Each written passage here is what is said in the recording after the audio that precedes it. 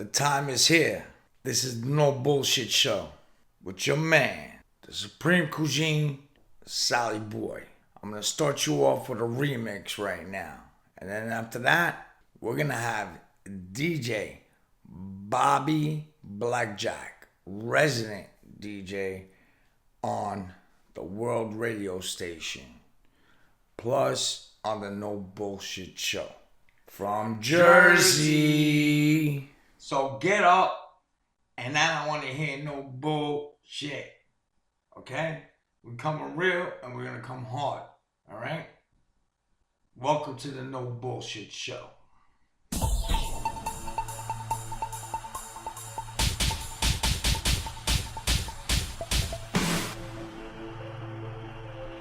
Tell me, baby, don't be lazy, 'cause I'll make you go so crazy. Call my name and I will show you our sun and our moon. So let's sing the tarantella, never be a Cinderella. Now go up, now go down, move your body, turn around. Tell me, baby, don't be lazy, 'cause I'll make you go so crazy. Call my name and I will show you our sun and our moon. So let's sing the tarantella, never be a Cinderella. Now go up, now go down, move your body, turn around.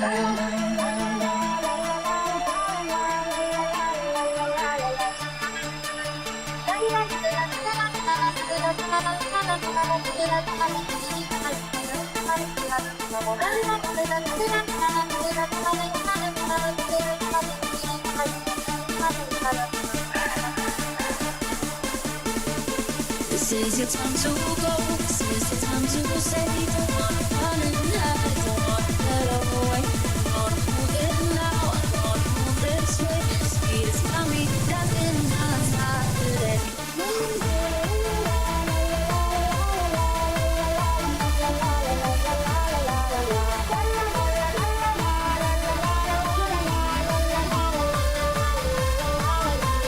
Tell me, baby, don't be lazy, 'cause I'll make you go so crazy. Call my name and I will show you how it's done down the road. So let's sing the tarantella, never be a Cinderella. Now go up, now go down, move your body, turn around.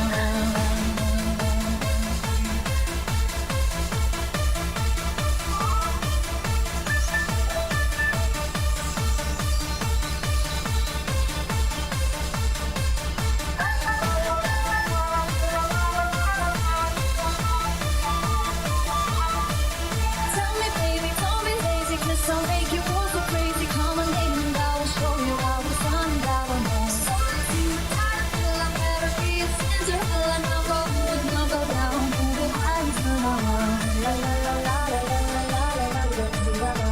La la la la la la la la la la la. La la la la la la la la la la la. La la la la la la la la la la. It is the No Bullshit Show with your man, the Supreme Cuisine, Sally Boy, with a special guest today. His name is DJ Bobby Blackjack, all right?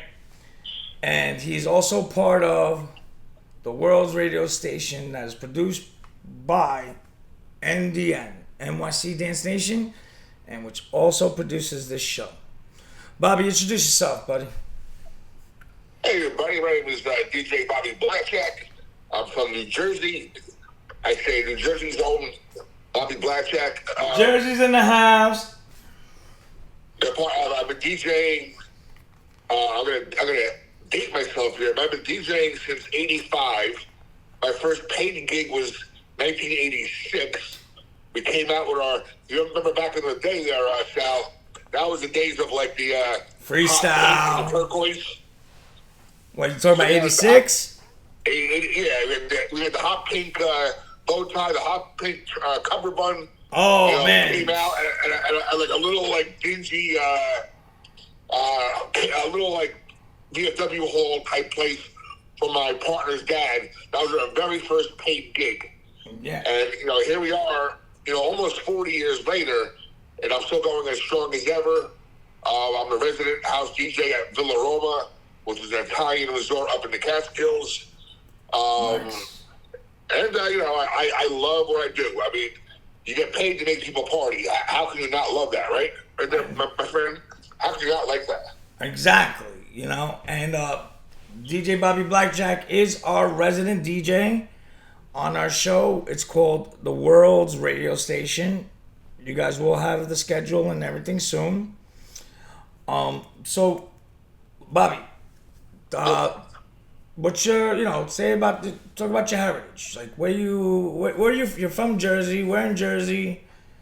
You Italian, Yeah, I'm full Italian. I'm from Bergen County, New Jersey. One of my fondest memories growing up was, I grew up, a little backstory. My parents, my mom's still alive, my dad passed away. I'm sorry about that. Thank you. He's the one that started all this up here in Villaroma, the two of them. So anyway, my parents had my father was a Patterson police officer. And when I was about 9 years old. Thanks for the service. Thank you. When I was about 9 years old, my parents bought a little business down in downtown Patterson, which today is a little hectic, but back then it was, a little usual, small inner city environment. It was a little greeting card store with balloons and a lottery, stuff like that. So I would help them out, and I was a very smart kid growing up. I think I'm still pretty intelligent. So I would help them out on weekends, on Saturdays. I would run the cash register and do all the calculations of what people were buying in my head, and then add the tax, and then give them their change back. So people were like, "Wow, this go." You didn't even have to write the numbers down? Nope, that was all in my head. What are you doing? You should have been a bookie. I know, right? I know. If they say you can remember, if you got to write numbers down, you're in the wrong business. Exactly. Hey, obviously I'm pretty good at blackjack, so that's kind of where it takes off a little bit. So long story short, around the corner from my parents' store was a store called Eclipse Records. Not there anymore, but that's where little by little, me and my buddies would start buying 12-inch records. Freestyle was really starting to take off back then. Oh, it was banging, bro. Little Susie, all that stuff. Johnny O. Yeah, so about 85, 86, though, freestyle really didn't take off yet. So it's kind of the end of disco moving into what is freestyle today. Freestyle back then was now, house anthems, stuff like that. Progressive vocals, the new... I got a little secret for you, but I'm not going to relay it to our fans because we're going to give it to them. We're going to introduce something to them, but I'll tell you after the show. All right. So we started buying 12-inch records, and then trying to make our own little mixes back then on a cassette. And then we started going out. I went to my older sister. We went to like thrift stores or I remember Sam Goody back in the day. Started buying like mainstream stuff. And next thing you know, we're doing all these mixes, and someone asked us, "Hey, how about doing a party?" And that's how we did our first paid gig, and it's all been gravy since then. And at that time, how much was the gig then? At that time, $100 maybe. We were ecstatic back then, 16 years old. I wasn't even driving yet. One of my original partners was driving back then, so we loaded up the equipment in his. I think he had a Bronco back then, and we went to the party, set up. We walk out in our, a little dingy VFW type haul. Bring those big ass 20-inch speakers. Oh, heavy as hell. Crates of records. I weighed more than us. Speaking of crates of records, one of the biggest things I could kick myself for was, you can relate to this. After Michael Jackson passes away, right? His albums skyrocketed. Now, I had an original, we bought Thriller back then. We bought Thriller, the album. Those were the first copies that you bought. Exactly. So they were worth money. But what killed us? We had to put tape on the records, so when you're going through your crate, you knew where to find who you're looking for. You know where to start. I know. You got that. It's that funny tape. Yeah. And so that obviously ruined the value of the album. But, think of all those, the Michael Jackson Thriller album or the one before that, the Prince albums that we all bought these albums that were worth a lot of money when they first passed away that were just for naught now because we had tape on them because that's how a DJ had to do back then. And it's sad though. It's the fact that like things go up and people like go on and pass away and see their God. It's like a shame. Like, why doesn't it value while they're alive? Yeah. You know, it And, just that's a sad thing. And so you know the music industry today. It's like these artists today, these contemporary artists, are not making money on music anymore because hey, you can download them for free on the internet, right? Yeah, but So it's better to have just it's better to have just what's it called? ¿Cómo se llama? An independent label. You know, social media. You know, the radio. You know how the entertainment music business is, like Sony and all that. Yeah, they'll give you all the money in the world, but you got to pay it back. Yeah. You know, Exactly. I mean, remember those like 10-deck CD things that would like write 10 CDs at one time? Oh yeah. You know, that costs money, this costs money. Now we got all digital and post it on the internet. And now like these controllers, like I want vinyl back. I want what we learned, you know what I mean? But That's what I love. The one thing that used to piss me off, you know, I'd be hired for a party or for a wedding or something, and they gave me, this is during the CD era, you know, so, all right, so here's so-and-so's wedding coming up, here's your wedding song, here's this, here's that, do you want this, do you want that? So back then, we had to go buy the friggin' CD, spend $15, $16, $20 for a CD for one song. Yeah, $15.99, $14.99. And just for one friggin' song. And if it was music was waste. right, and if it was double CD, it was like 22. Exactly. What a waste of money back then. Now today, we have, you have Apple Music. You have everybody has a music service now. You get your music. Yeah, but you could rip them too. You know what I'm saying? And then what I enjoy, I'm not sure what you use. I'm a virtual DJ guy. Now I can literally Serato, both. I don't like tracks though.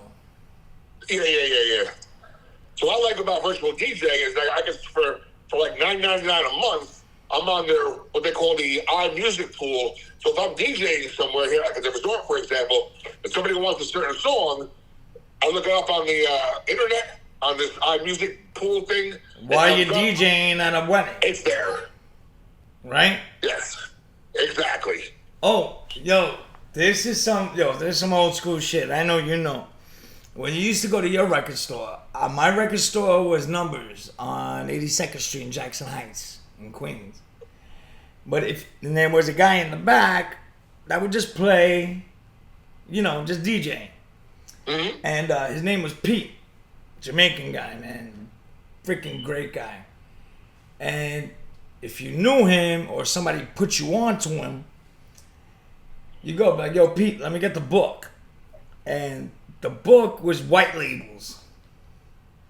Those are actually like the first bootleg, remember? Mm-hmm. Yes. And the labels were white with just a number on it. And then you go through the book and look through it. You know what I mean? Mm-hmm. And you'd be like, oh, I want 12, 14, 8, 9, whatever, blah, blah, blah. And Pete would pull them out. You pull them out. And then Pete would actually play it for you. And the copies were perfect. Like, they were better than the masters. Yep. And then you get them for like $4. You know? Those were the days. And Rock and Soul. Remember Rock and Soul? In Manhattan? I've heard of it. Never been there, but yeah, I know. Yeah. Yeah, man, dude. Yo, that place was good. That place is good. It's still there, to tell you the truth. The last time I looked.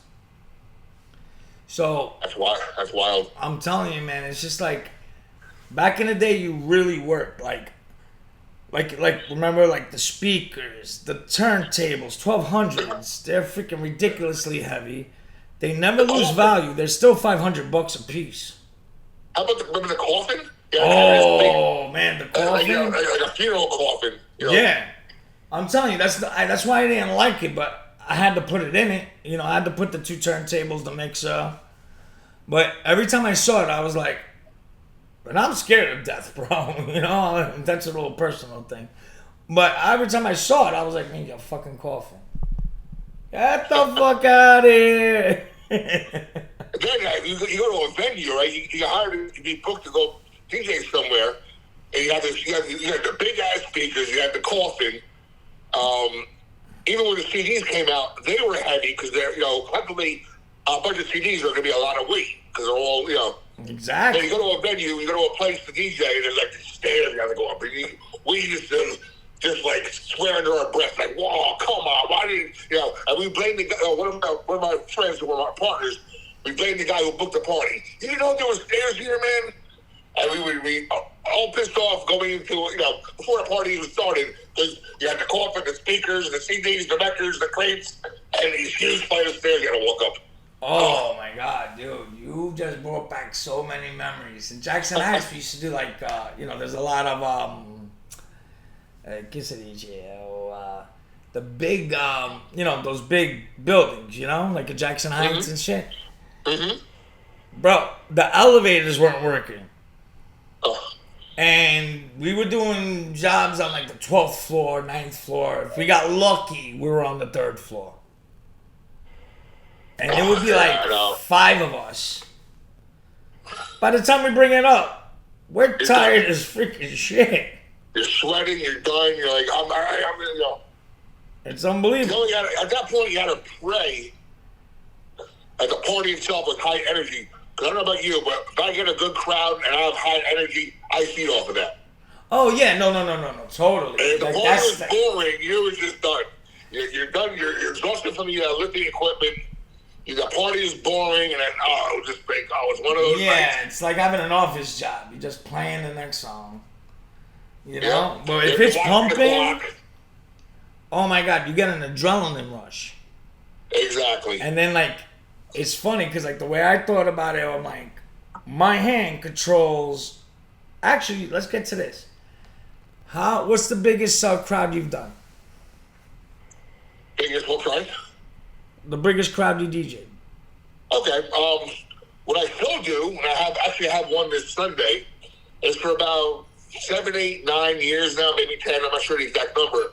I get booked out to do ALS walks out and about. I've done. We got like one in Jersey on Sunday. I got one down the shore in September. I got the one up by Poughkeepsie in October. And every so often we get booked for other ones in Manhattan. So I've done crowds where there's 2,000, 3,000, 4,000 people there. Yeah, my biggest was like about 4,000 to 6,000, and I shit my pants, dude. But then once I started, boom! It's like your mind goes into a different mental state. Absolutely. And when you see everybody going at the same time. I'm a producer now, but I wasn't a producer then. I was happy just because I saw if I push this one little button, everybody will stop. You kind of feel like a god a little bit. That's how I felt, but not like. Mm-hmm. No, you're right. Because you're controlling their emotions at that moment. You're controlling their excitement. But you're controlling their happiness. That's right, Paisan. And, I get that crowd up here or other places, and there's no better feeling than entertaining people, and then have people come up to you, we loved it, great job, and stuff. In fact, yesterday, I was off yesterday. I was chilling last night outside by the fire pit, and I was going to look at the reviews and stuff. I got a good review yesterday from last weekend, and it makes you feel good. Yeah, You help people. The world's rough enough. The world right now is tough. But what we do can give somebody a couple hours of solace from that and make them feel better. It makes them not think about. That's what it is. Like I grew up kind of harsh. I'm not gonna say like your family had the stores, my family had the restaurant. There were we had a pizzeria, and we're doing good. Then after Dinkins and all that stuff, New York went to shit again, like it is now. And it was just like the point I'm trying to make is that gave me an escape. Yes. I mean, I got accepted to Duke and Duke University in North Carolina.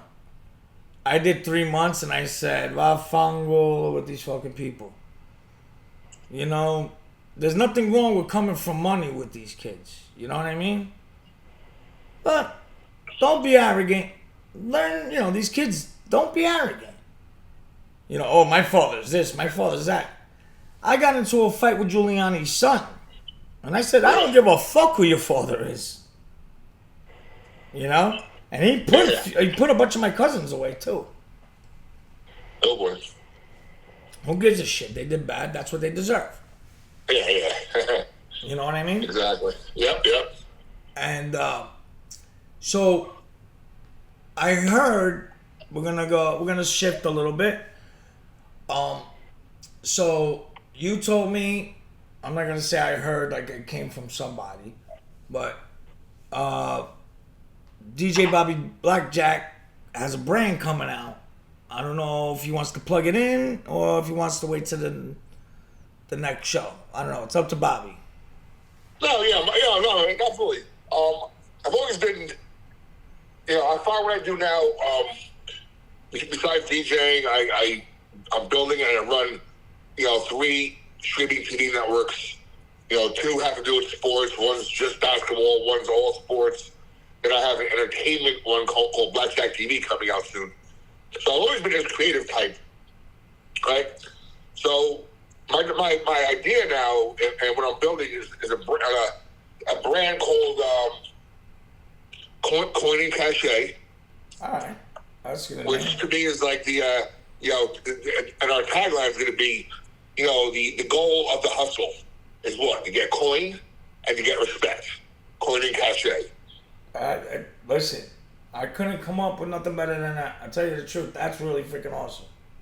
And then the other one, probably it'll be simultaneously, probably with the same overall brand name, which I haven't really decided on yet, was going to be Music is Life.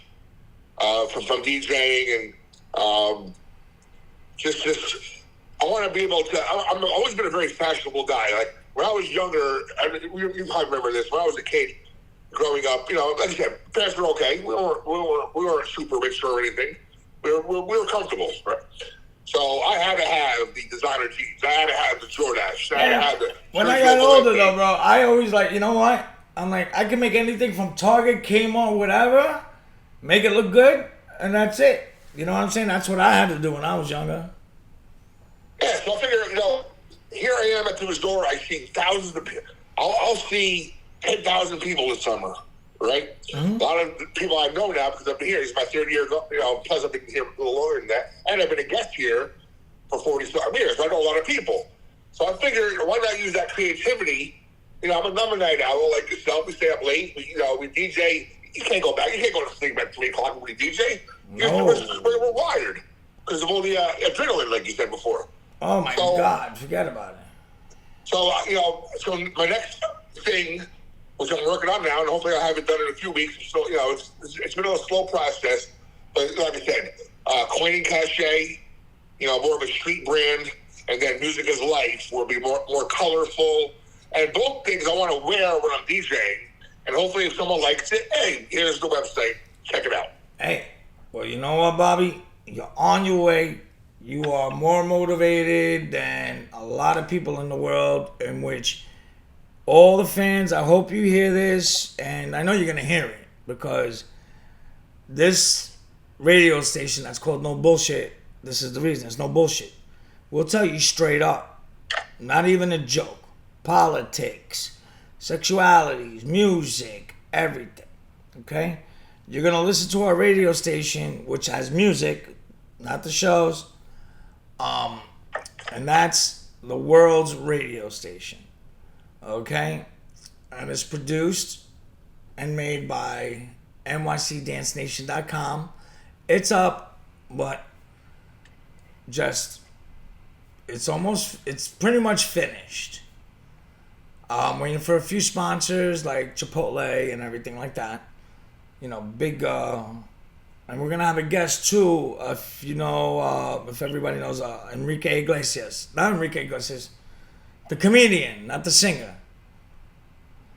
So Fluffy, yeah. That's my boy. It's funny. Yeah, if you go on my Instagram, DJ Sally Boy, You'll see me and him backstage. You know, I made very good friends with him. And Chaz Palminteri. And you know, there's a few celebrities I know. But Bobby will be with us at that time. And we also got DJ Vito. We got DJ Devious. We got DJ Flam. I'm sorry. Sometimes I speak 4 languages. I'm sorry. You know, Bobby, I speak. Oh, Bobby, you speak Italian? Tu parla italiano? No, well, quick story. When I was in college, I'm a Seton Hall University graduate. Go Pirates. That's it. Go Pirates, baby. My freshman year, I took Italian for 2 semesters. At the time, I was dating and then engaged to a beautiful Italian girl whose her family was off the boat. So I was able to learn Italian real quick and communicate with her family. But we broke up. And then I started dating Latin. Exactly. So what I'm saying is the Italian I learned in college, I was very good at it and very fluent at it. Just became a big mix in my head of Italian and Spanish from high school. So now I can maybe understand a few words if it's slow enough, but no, I don't speak Italian. You can pick up the conversation. A little bit. If it's, I go to Spanish. Well, let's say this. At least you could say, you know, they're not talking about you. Exactly. That's a little Italian story there. But real quick, though, you mentioned celebrities and comedians. So that's the beauty of being a peer, is that, you know, I've become very friendly with some of the comedians who a lot of them are on the verge of being big stars like Fluffy. Fluffy just sold out Dodger Stadium. He's going to be here at the Hard Rock. Yo, that guy had his own series too, bro. Yeah, I remember that. Yo, that dude. I have no idea how I got back there, bro. That's awesome. Like, I know guys like I met Chris Monty's funny as hell. Oh, he's stellar. Stories. Jeff Norris, I run his website now. Good friend of mine now. I met Goomba Johnny's been up here. Oh, Goomba Johnny, man. I remember him since I was a kid. Yeah. Remember when KTU? Remember when KTU was like good and then they went to some other crappy shit and then they brought it back? Well, I'm good friends with. He comes up here. He's a big ambassador for this resort. He'll be up here in a few weeks. Joe Causey from KTU and LCBS. Joe Causey? What are you kidding me? He's a legend, bro. I'm friends with him. He's up here. Comes up here often. In fact, I tell him the story all the time. He loves it. I love it. I remember back, must have been 1985. You know, just started DJing. I'm getting ready to come up here for vacation in August. Because up here it's like timeshare, so everybody has the same week. You know, so you make friends, you see them every year. So I remember it was a Saturday night. Wow, Joe Causey, bro, you brought me freaking back, bro. And I'm recording on my cassette tape, Joe Causey on KTU on the radio. You know, freestyle was just starting to take off at that point. In fact, I still have the CD somewhere. I'm sorry, the cassette tape. I found it in one of my drawers somewhere. And here I am, Joe Causey on the radio, 1985, playing, again, it's the freestyle, end of disco era at that point. And now I'm friends with the guy. Yeah, that was the end of like Studio 54.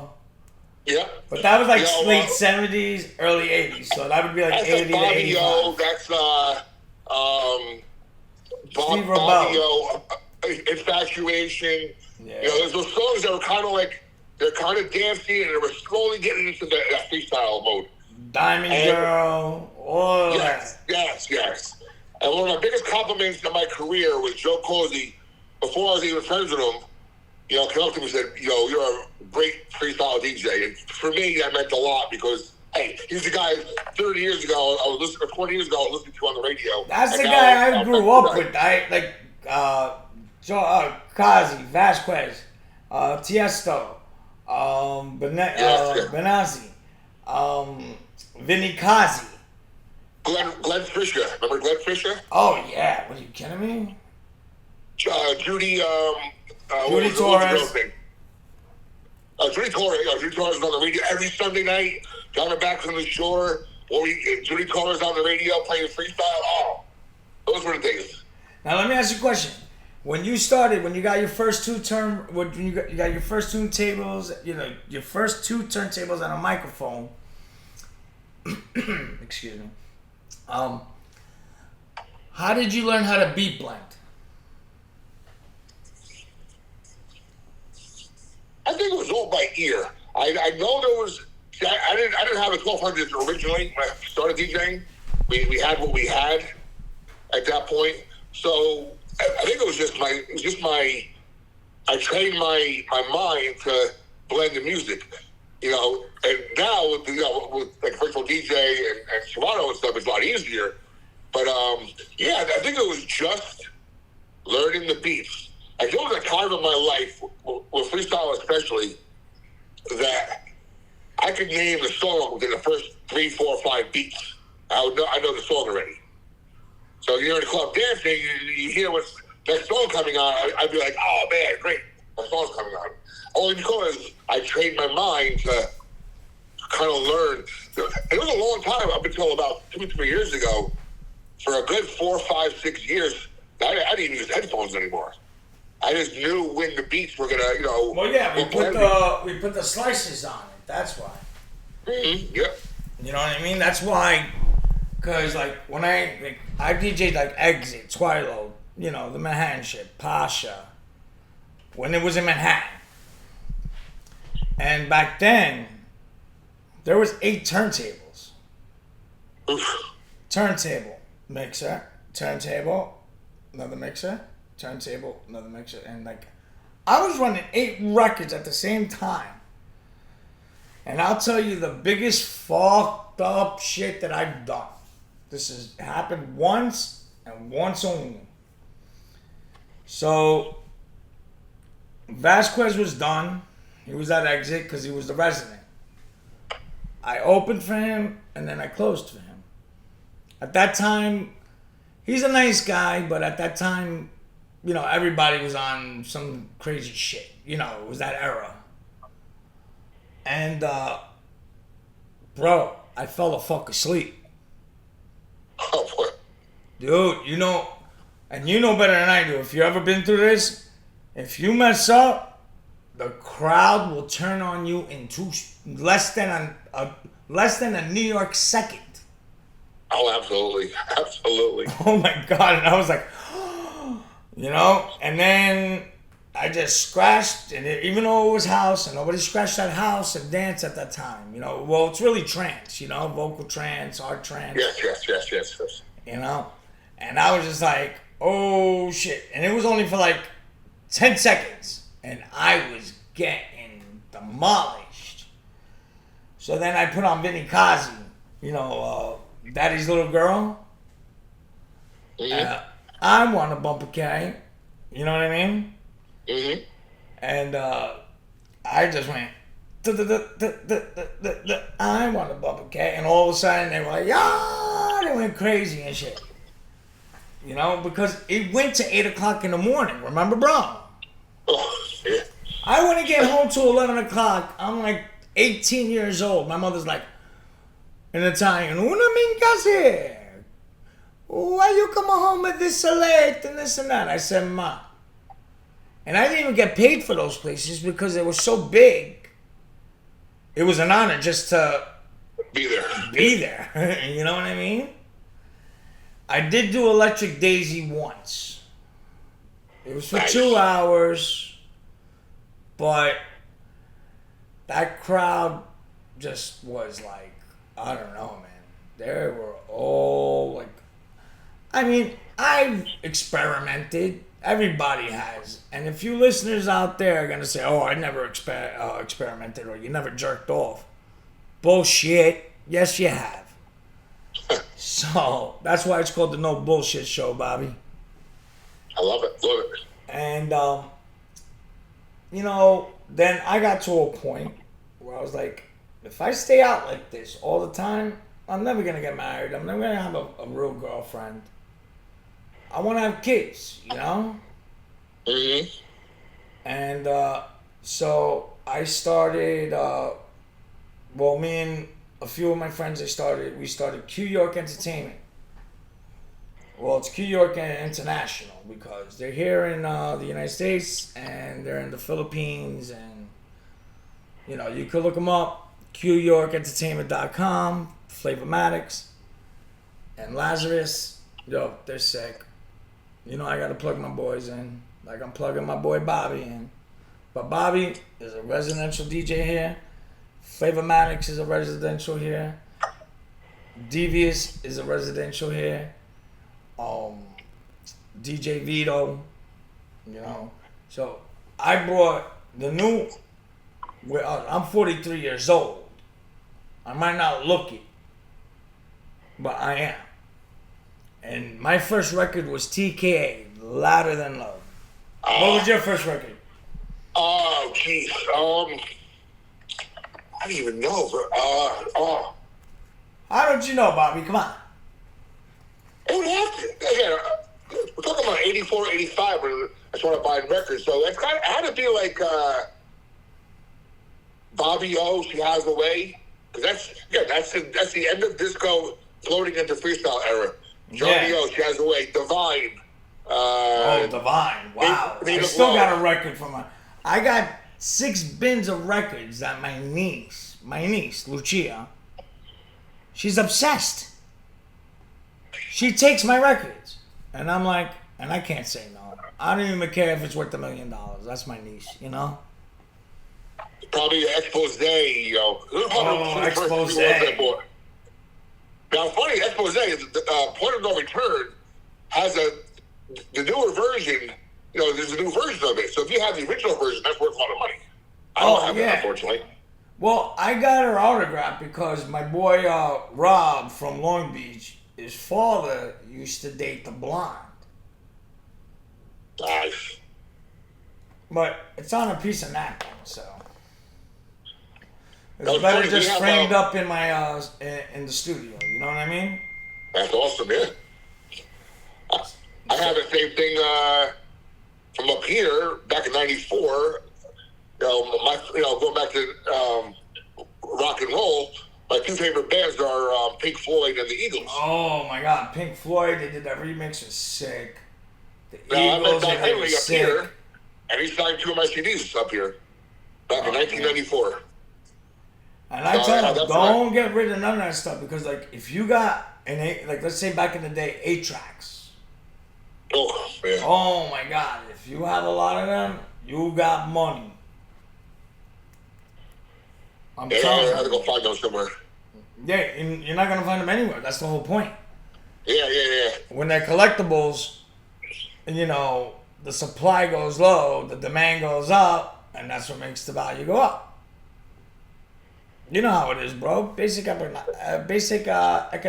I'm educated. Supply and demand, babe. Supply and demand.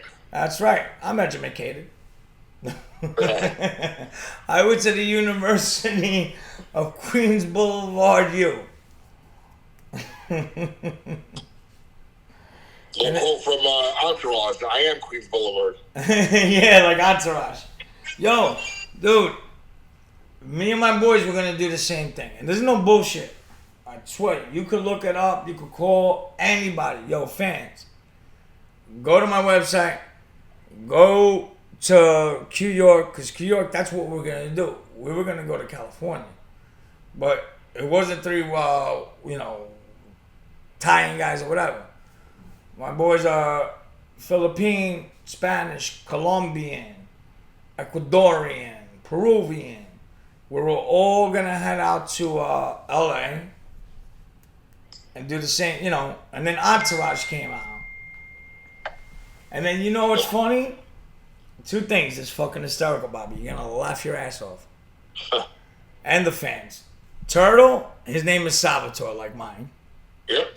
And number 2, I'm building a model car of the 1961 Lincoln. Suicide doors. The 4-door convertible. Oh. Yeah, bro.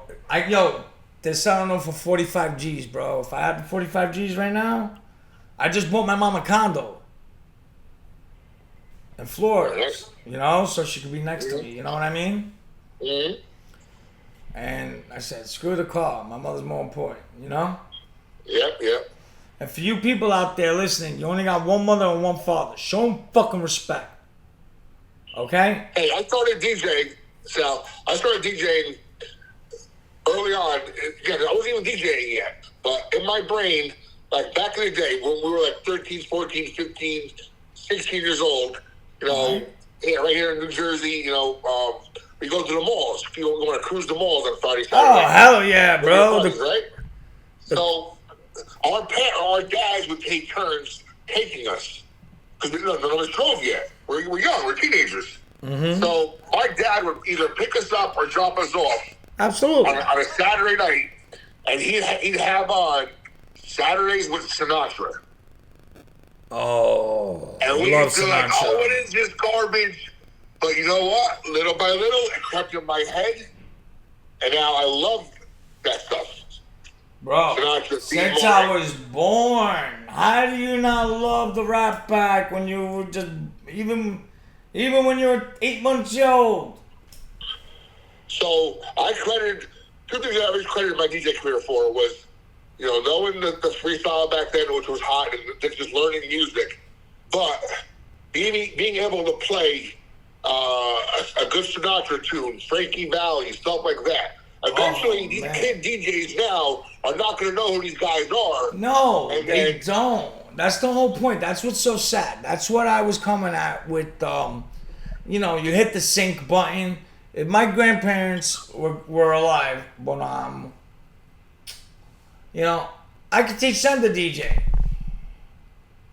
You know what I mean? It's like, it's not even just getting your set ready, but it's like you gotta be, and obviously you're part of our team, you're part of our family, and you know how it is when, don't you hate when just one little stupid thing happens and it's only like a glitch in like one of the wires?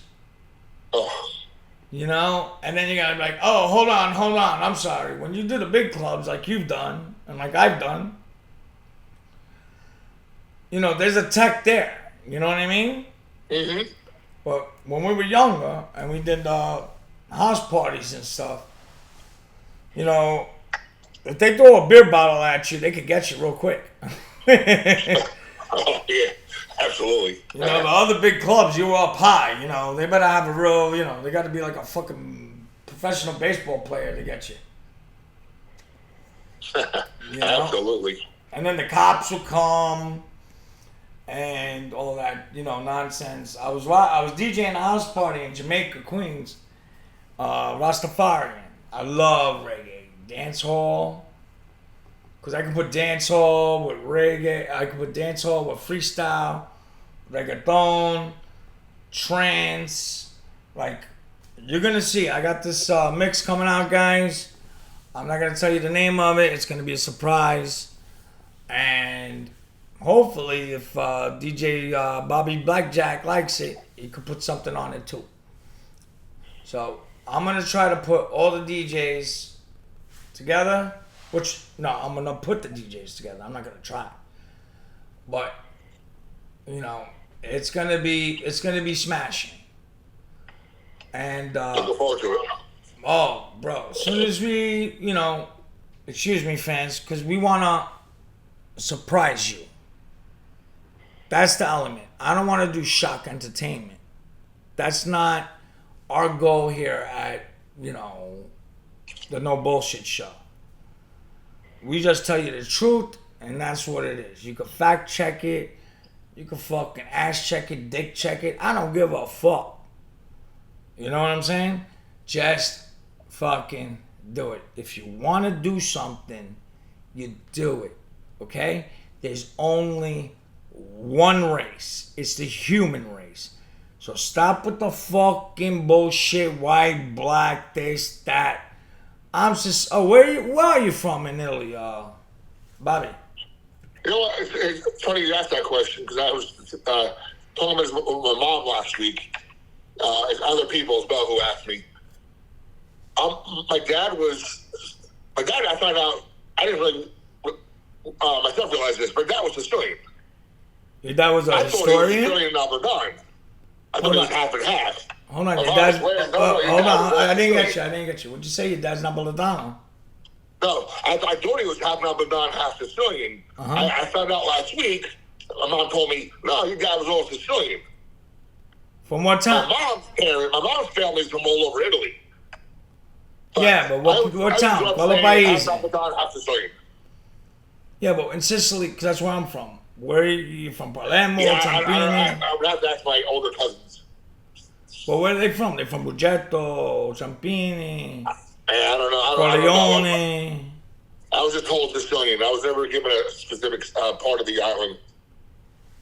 I would have to ask It's my the older biggest cousins. island in the Mediterranean and the best piece of property. That's why our blood is not pure. That's why the Italians don't like us. And any Italians out there, I don't care. Roman, Milan, Venice. Stop with your bullshit. All right? Everybody is one race. The human race. And I'm going to say it again and again and again until it gets to your fucking head. Okay? You got to help your neighbors. You got to love your neighbors. Okay? Even if they're scumbags. It's okay. Call the cops if they're doing something really, really bad. But anyway, that's my plugins because I don't like what I see in this generation of millennials and then Gen Deers. I'm not gonna go political and all that stuff. If you want to do what you want to do it in your own bedroom. I don't want to see it. So, and that's that. So anyway, so Bobby, do you want to plug in where your residency at? Yeah, sure. I'm the house president DJ at a resort up in the Catskill Mountains, about 2 hours from New York City, about an hour and a half from where I live in New Jersey. It's called Villa Roma. We get, summer's coming up in about, let's say the 6th, in about 2 weeks or so, 2.5 weeks. I'm up here pretty much 11 weeks straight, DJing 6 nights a week, entertaining because every week's a new crowd coming in, which I love because it's no, definitely, man. I've been trying to get you on this podcast for so long. Yeah. So I like it because every week's different. Like I know the first week, which is they go by numbers. Week 25, the first full summer week, they like old school hip hop. They want the hardcore stuff, stuff that I don't even like, but. I'll play it after midnight when the kids are in bed.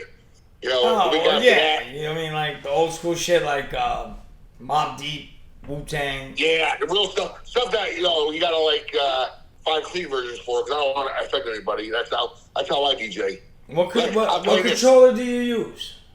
I have a Pioneer, I forgot which one I have. The one with the screen in the front, right? No, I have a basic one because like I said, I've been doing it. I never went full bore with the super expensive equipment. I found the mixers for me. If they can do what I want to do, I'm fine with that. I got the newest Rain, and I'm still learning it, man. This thing's like a fucking spaceship, bro. Yeah, I've had my board for almost a year and a half now, and I'm still learning some components. But I was getting back to it's not even a joke. Like when I'm up here and stuff, I read the crowd. So like I said, 1 week's gonna be hardcore hip hop, next week's gonna be freestyle.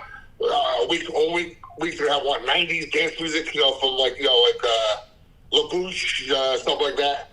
So, you gotta bring you gotta bring the old school. You play when you know how it is. Once you see don't forget 6 nights a week is tough because you have this. Pretty much the same crowd for 6 nights. I don't want to shoot my load the first night and not have people entertained on Thursday and Friday and Saturday, which are the better nights. No, I definitely understand you. It's like when I go on a date, I don't give a fuck. I rub one out so I can last longer. You know what I mean? I don't give a fuck. Anybody that says something like that, yo, you got my number. Call me. Yeah. Like I'll tell them, Monday night, my first night with you and a new crowd, you're going to get disco and freestyle. Don't ask for old school. Don't ask for Pitbull and stuff like that. Oh. I'll blend it in as the week goes. My job is to entertain you, not bore you on Thursday when the weekend crowd comes up and the place is hopping. Yeah, it's like I see a lot of DJs. Like I remember, everything, even till today, even on the radio. It's no different than even TV series. It's like they play the same shit over and over again. You know what I mean? As much as I love music, I can't do that. I gotta switch it up every time. I gotta switch it up, absolutely, because I'll get bored. If I get bored, you're done that night. Because that's it. You're finished. I'm not in my headspace. No, that's the truth, man. And I used to have my cousin Gus Casabianca, and he's in Jersey. He's in Mount Laurel, and he has a great pizzeria restaurant called Francesca's. And I used to have him in front of the booth at Pasha, wherever the frick I was. It doesn't matter. Either it was a wedding, because I was a mobile DJ, and then I was also a club DJ. My sister's ex-fiance got me into it. You know, I remember Vin Diesel when he was at the Limelight, and I was like, not even 15. Wow, yeah. You know what I mean? So he got me into it. But my dad played the drums. So music is in, like your dad. Your dad played music, right? Well, he's a Sinatra fan. Well, yeah, but when you were growing up, you heard the music. Yeah. And that's how you got your ear. And that's how I got my ear. But my ear just, by the time I got to comprehend, you know, like from 0 to, you know, whatever, 8, 9. My sister had a turntable and she had records, and I just picked this one, TKA, Louder Than Love. And I even got pictures, and I'm like scratching and everything. Oh my God, she beat the shit out of me so bad, it's not even a joke. And my sisters are gorgeous. They're married, so everybody out there, hands fucking off, or I cut them. But, oh my God, I was like, I'm sorry, sis, you know, because back then I didn't really speak English. So, make a long story short, my friend, you know, James Palmer, who goes by Flavormatics from Q York, he was my mentor. So, even though TKA was my first record, he taught me how to DJ with reggae.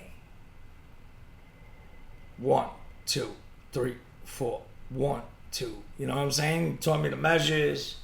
Well, that's smart, because think about it real quick. If it wasn't for him, I would be in it. I wouldn't know what the fuck to do. And think about it though. Freestyle is a very, very hard genre of music to mix, because they're all different beats. Forgot about it. I didn't know. I mean, you get from like Little like, Susie to freaking, you know, Little Susie to Johnny O to TKA and they got all different beats. Think about it. All right, off the top of my head, Seduction, man. 104 beats per minute. All right, great song, but it's slow. Hungry for Your Love. I have both two versions. One is 108, one's 111. Okay, slow. Then you got Fantasy Girl. Then you got Play at Your Own Risk. You got what about Lisette Melendez? She's in the 119 range. But that's what I'm saying. Great songs, but they're all different beats. So you have to almost have a little separate skill set to know how to blend them in, because you just gotta have an ear. If you got the ear, you got the ear. If you hear a song, within 30 seconds to 40 seconds, you'll know if it's good enough. Exactly. And freestyle, that's what I believe. Learning about freestyle is tough, because mixing-wise, because it's all over the place. You know, club music, for example, you know, the club anthem, stuff like that, they're, 126, 128, 130 beats per minute. Easy to blend because they're the same speed. Not freestyle. But let me ask you a question. Yeah. What do you think about the Tripotic thing that's going on right now? I'll give you an example. I like it, tell you the truth. It's not like What's that? drum and bass. Give me an example, because again, I'm not really right around my car. Shamanic beat is like, I just learned this last Christmas, cause in my community here, I put my DJ set up on my patio, and I DJ for the kids, you know, and I put big, you know, Halloween decorations, and I never used to do that. My fiance's father would do it. I'm like, what the fuck you doing this shit for? So I did it 1 year, 2 years ago. I did it 2 years ago for the first time. That's what I meant to say. I fell in love with it. There's nothing better and innocent than kids. You know? At Halloween, I got the monsters with the smoke, and I go out and DJ. I even put on makeup. I love the Joker. The Joker's my shit. So I have an alternate ego. Like, I don't know if you watch wrestling, but like Finn Balor, there's this guy called Finn Balor in WWE.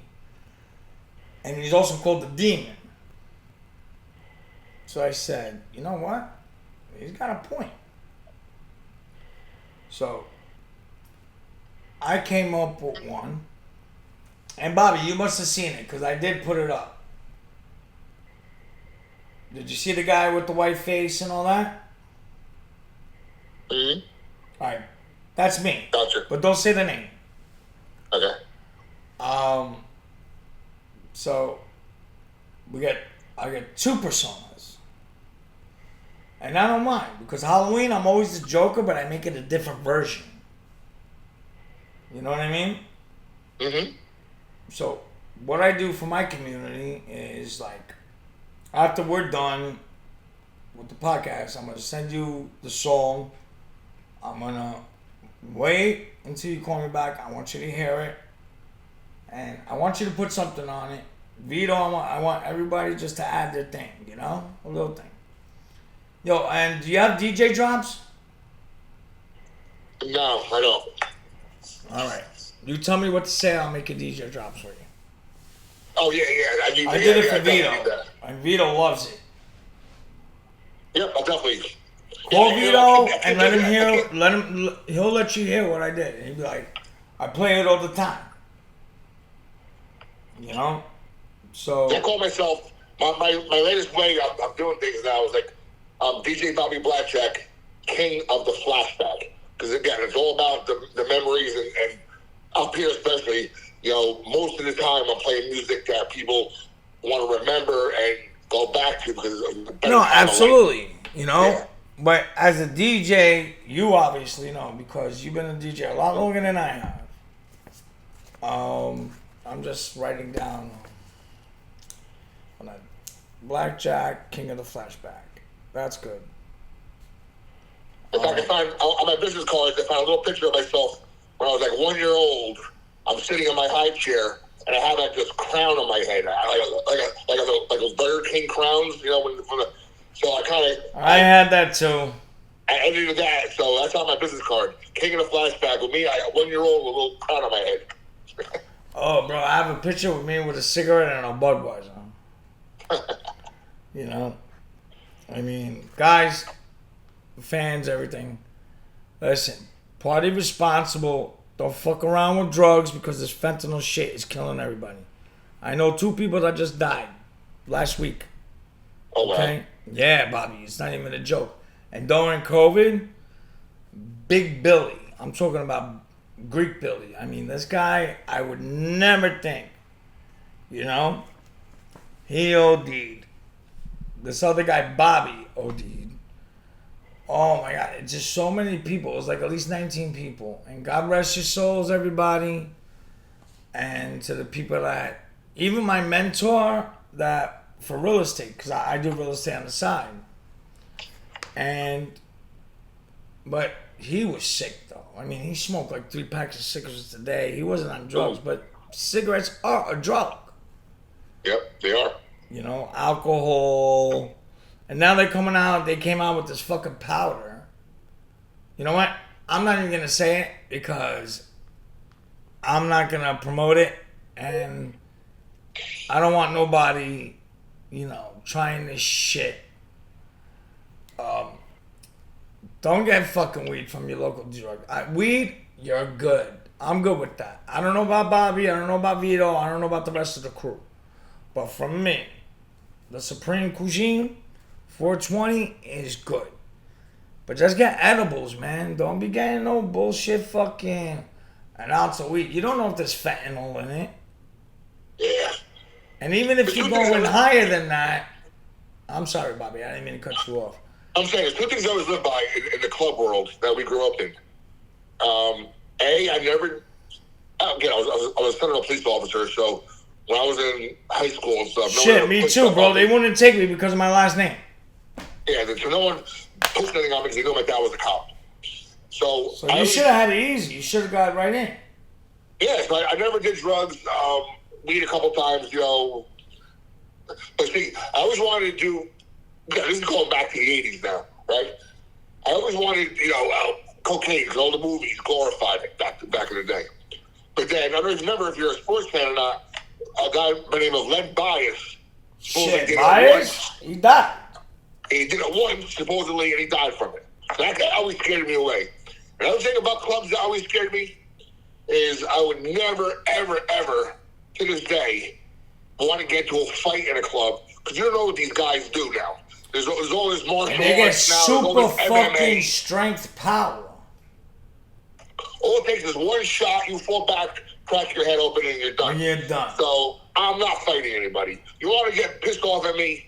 I got a story about that for next show, by the way. Absolutely.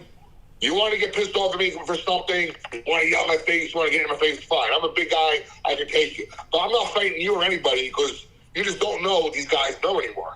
Yeah, but you know what? They got this fucking meth and all that shit that makes him superhuman. It could be a skinny, scrawny dude, and he'll fuck up like 6 people. Yeah. You know? And it's just like... And then you hear, again, not to get political also, like you said before. No, fuck that, get political, man. Fuck Biden. He's the one that's letting him in. I don't give a shit, bro. This is called the No Bullshit Show. Well, I was going to say even worse than that. Look what happened when... Again, I know it's a big, huge thing right now, and I don't want to take sides per se. Look what happened in Israel when those assholes invaded a club day, a rave, a party, right? Mm-hmm. What happened in October? Those guys were all on something to make them do that. That's fucked up, man. That's mad fucked up. And you know what? You're not wrong. Because you know what? I don't give a shit. Israelis, Hamas, if you're listening, you two motherfuckers better just stop. Okay? Piece of land. Stop taking fucking money from the United States. Okay? It's not about the money. It's about the lives. Your little kids, no matter every little kid in the world, they see what humans do. Okay? So both of you, chill the fuck out before we put a fucking real Italian in there, and then you're gonna see what happens. I'm sorry, Bobby. And that touches me to the fucking heart. Because I don't care about the fucking men. The men are different. I got rules. My rule is you don't fuck with the elderly, you don't fuck with women, you don't fuck with kids, and you don't fuck with the feeble-minded. You know what I'm saying? I'm old school.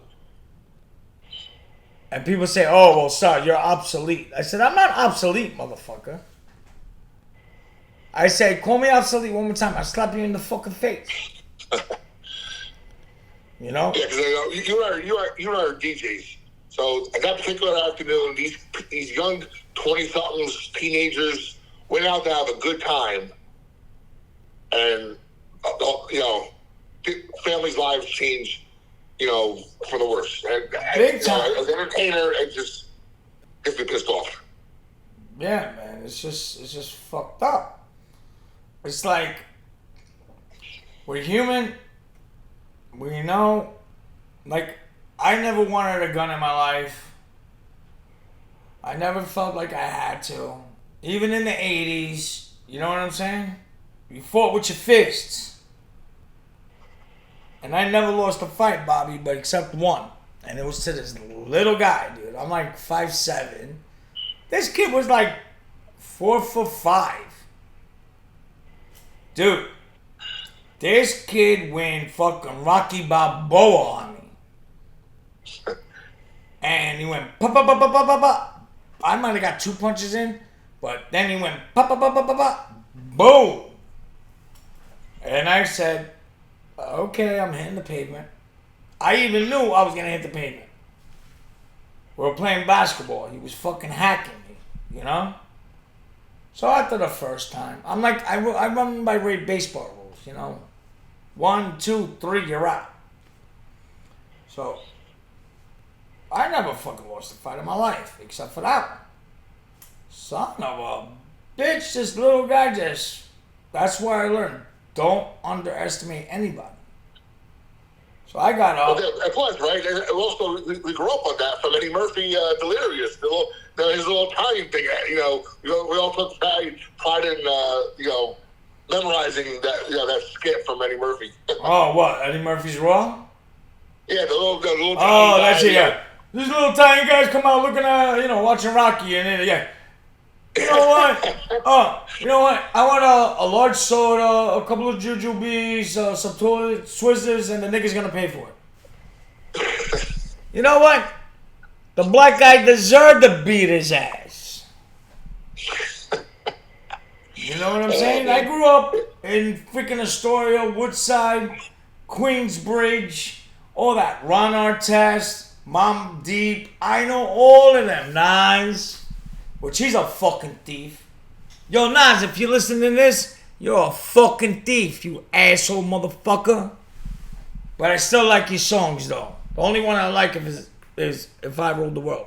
Exactly, yeah, I'm with you. The only song I like from him is that one. Yo, we were doing the Mozart thing, you know? And Nas and Ron Artest came into my boy's studio.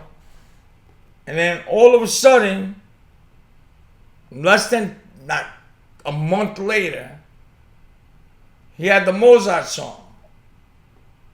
Well, the famous one. And I was looking at my boy and I'm like, yo, what could we do, bro? He goes, there's nothing we can do. He goes, he's Nas. He goes, you got that much money to fight him? I said, shit, I gotta sell one of my buildings. Not one of my buildings. I just have a little a little thing in Astoria. And I was like, hell no, fuck that. You gotta let it go. Because these big artists, even Jay-Z, God rest his soul, Biggie, Tupac, they steal from the guys from the street. Because they know the guys from the street can't fight. Yeah, they can't fight the fight. And that's horrible. My boy used to work for Sony, and he used to tell me so many stories, Bobby. Like, oh yeah, we're going to give you 10 million, and out of the 10 million, billboards, CDs. I mean, that's just an example, but I'm pretty sure it was more. And it was ridiculous. And I'm like, you know what I mean? Like, it was just fucking definitely ridiculous. Well, I had the same thing happen to me. I'm mostly in the sports world, right? Yeah. So. Well, you're in the music world too, bro. You're fucking Bobby music, DJ right? Blackjack, baby. Yeah. So long story short, I started doing a podcast years ago about football. Me and my little cousin. We ended up getting known and started covering the Giants and like Rutgers football and stuff. So I'm at a Giants mini camp, which is right after the draft usually, and I'm going through the sheet of who's there because there's only players who are undrafted trying to make a name for themselves, right? Of course. So we noticed, again, we're from in and around Patterson, New Jersey. Who's at this? Jersey! What's that? Every time you say New Jersey, I say Jersey! So who's there at this mini camp but one other than Victor Cruz? No shit. Victor Cruz was the unknown at that point. He was an undrafted free agent wide receiver from UMass. We happened to notice he's from Patterson, our area, our hood. So we get him on camera for an interview. Wow. Right? And just because he was from Patterson, and he was very shy, it's on YouTube, whatnot. Okay. Fast forward a few months from there, first or second preseason game, they play the Jets, Giants versus Jets. They play every year. He has 3 touchdowns that day. LeBron James is tweeting his name. He became famous from that day on. I go back, I find this video I had. I edited it, put some graphics on there, some titles. I put it out there. Right? People noticed that, hey, very first interview with Victor Cruz from like 3 months ago. So a couple years later, he's already an established star, Mr. Salsa, right? Yeah. And all of a sudden, my cousin, I didn't even hear this. My cousin, at the time, he had Showtime. So Showtime put a show called I Am Giant. It was a documentary about the rise of Victor Cruz. And within the first 5 minutes of this documentary, you hear my voice and my video that's on YouTube. They pulled it from YouTube and used it for a documentary. Now, No shit. Company did all this? LeBron James. Fuck LeBron. I mean, no, I don't know him. No, I take that back, everybody. I mean, I know Lamar Odom. He went to Christ the King. And my boy Jamie, he didn't make it to the NBA, but he's a fucking awesome player, man. He OD'd on age. And that's what Lamar Odom. My boy Peter Singh, he owns the deli down the block from me. They wouldn't even fucking, not them. I'm talking about the Kardashians, like Khloe or whatever the fuck that fat bitch is. They wouldn't even help to bring his body back to his mom. So, Pete called me and he's like, yo, man, we got to bring Jamie back. And I was like, yeah, we got to bring Jamie back. Because Jamie used to take me to school when I was a little kid. You know what I mean? Good looking son of a bitch, too. And I told him, don't go to LA, man. Especially with Lamar. And that was in his heyday. Shit. I was like, dude, you're gonna get fucked, bro. And then they found him, bam, bam. That's well. Alright. Listen, fans, we are gonna end on a final note. So, DJ Bobby Blackjack, the Flash from the past. Well, Bobby, you say your name, baby. DJ Bobby Blackjack, the king of the flashback. Alright, what's your final thought, baby boy? Final thought is I'm excited for this project to get off and running. If you're listening to this, I'm eventually going to start doing some live sets from here. So I'll give Sal the information as well. And I'm looking forward to a great summer and entertaining, thousands of people and just making people smile, even if it's for a little while, because, the world is not nice right now. And it's our job as entertainers to, not preach about politics, not preach about speeches or whatnot, but it's to entertain people and make them smile. Make them feel good, even for a couple hours.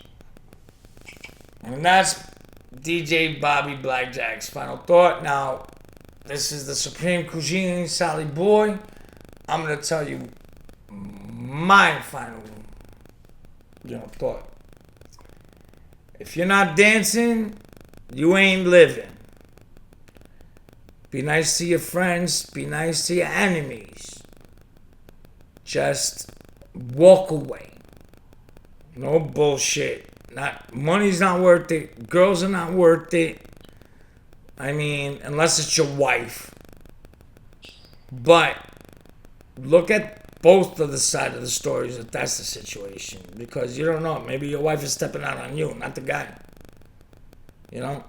Girls have to spread their legs for a guy to go in. You know what I mean? Oh, how you doing?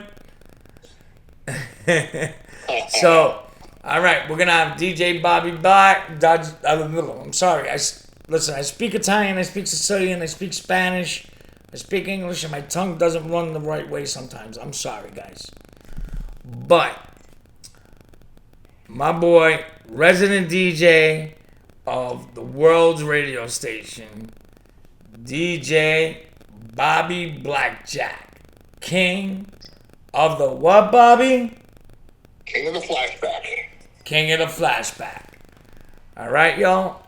And we are out. Have a good night. Be safe. And don't do nothing stupid. All right, guys? Yeah, be safe. Be Be happy. safe. And be happy. Every day above ground's a good day. No matter what. Absolutely.